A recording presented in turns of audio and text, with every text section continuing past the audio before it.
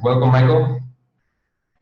I'll give you the read the first third the question we have for today, which is it's another belief that some people might have regarding the spiritual path, and some people say that the spiritual path is a a very hard path to walk, and that you have to go through a lot of suffering, fear, terror, dark nights of the soul in order to experience realization. Do you think is that so? Bhagavan has talked about this suffering, dark nights of the soul that we have to go through in the spiritual path. It may be necessary for some people. I don't think we can make any generalization about this. Basically, Bhagavan's path is a path of surrender. The more we surrender ourselves, the less scope there will be for any type of suffering. Because we suffer, or we experience fear or terror or anything else, if we have no likes or dislikes of any sort, nothing can make us suffer. Whatever may happen will not cause us to suffer. So it's only when we've got likes and dislikes, desires and attachments, that we can suffer.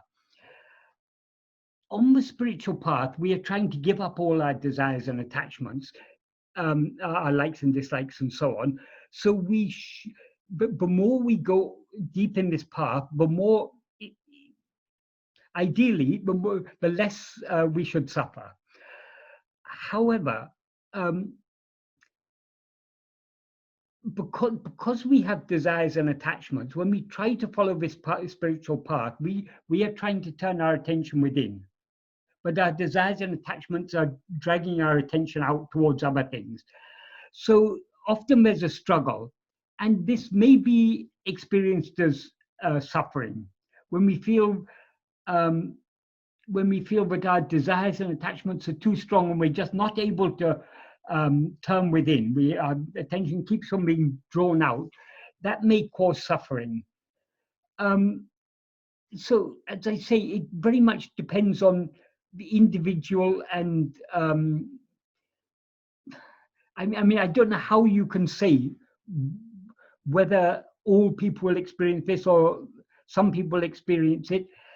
My own belief is, so long as we are trying to surrender ourselves, the more we surrender ourselves, the less room we give for any type of suffering to happen. One thing that some people might say also is that this suffering of those dark nights of the soul that are called might come in the way of, in the sense that all the things that are very unconscious in our mind, the unconscious is rising back up to the surface. Those things are going to disturb our experience and things we don't know of, we don't know anything about yet, are going to come, and we're going to be faced with that. That's going to cause. There is some truth in this. That is,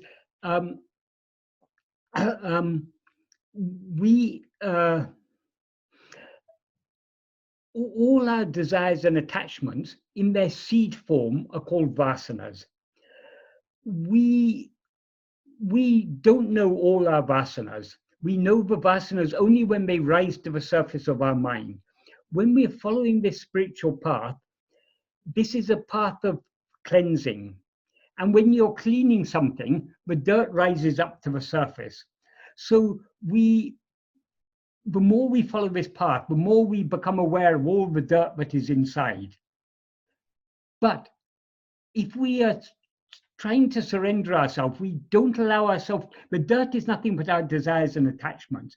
If we don't allow ourselves to be carried away by those desires and attachments, there will be no suffering.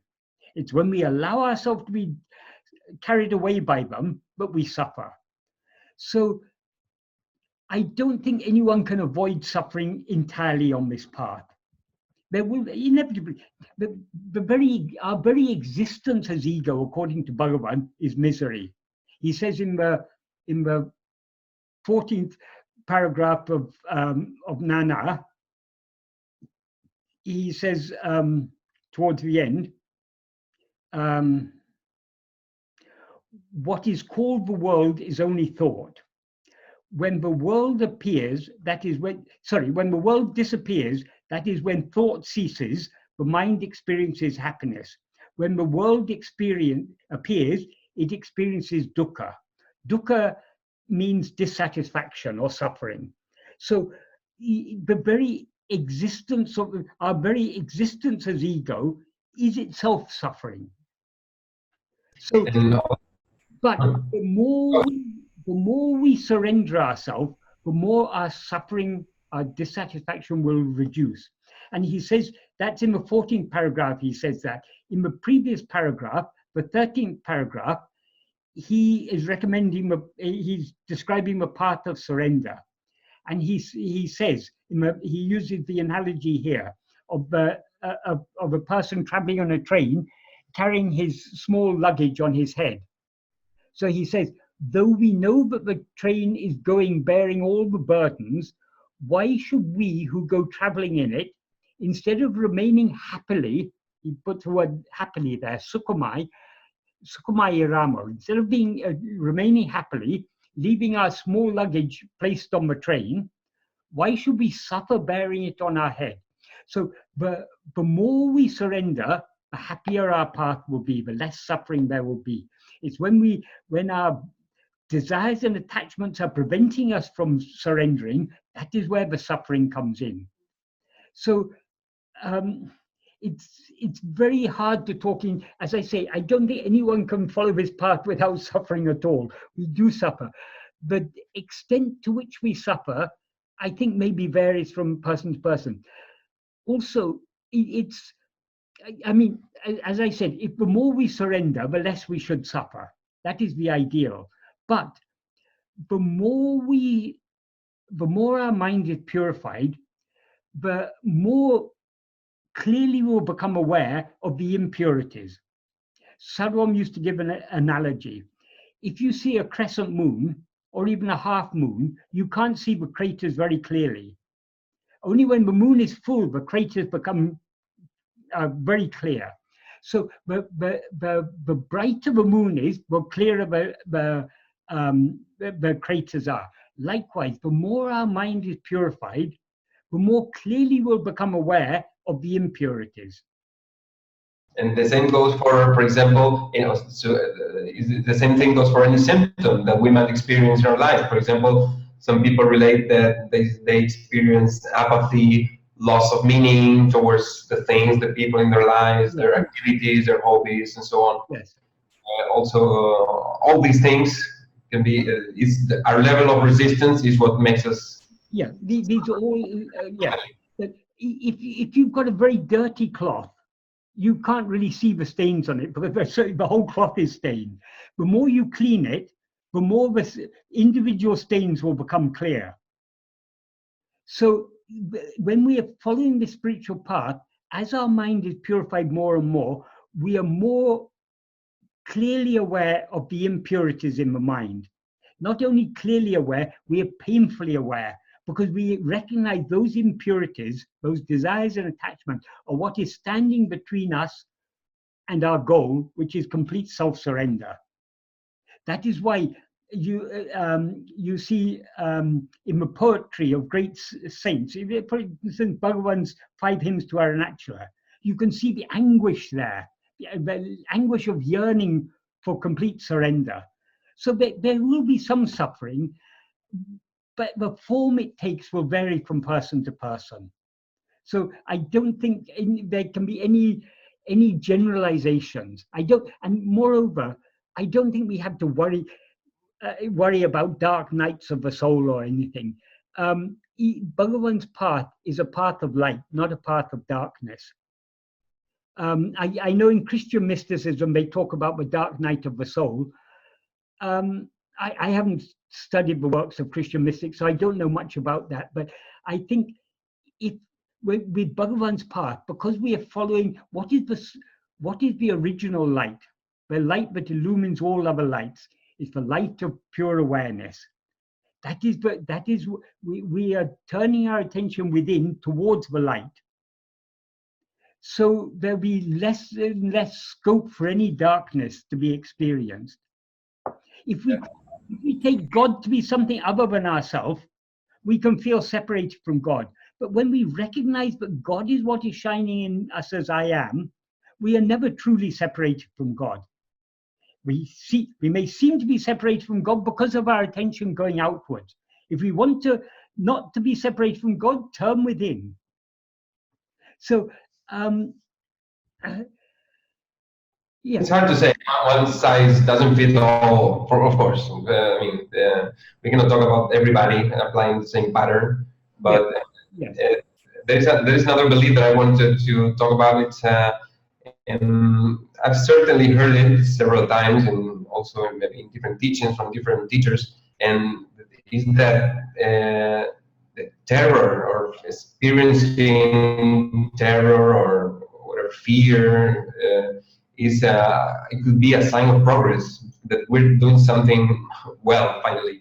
And when things go wrong, existentially speaking, like crisis, emptiness, loss of meaning, that things are going well spiritually, that something is happening, or something is shaking our structure, and something is coming out from within. I don't know if that has some truth. There's some truth in it. When we talk about Bhagavan, we are talking about what remained after the ego was eradicated. Before that ego was eradicated, that ego that was aware of itself as I am Venkataraman, the last thing it experienced was intense fear of death. And that intense fear of death is what drove its attention within, and thereby it surrendered itself completely. And what then remained was Bhagavan. So, fear may come. It may. I mean, we can't say what is going to happen, but we shouldn't anticipate anything, and it doesn't matter.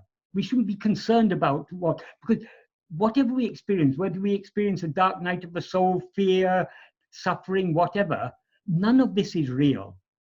What is real is only I am.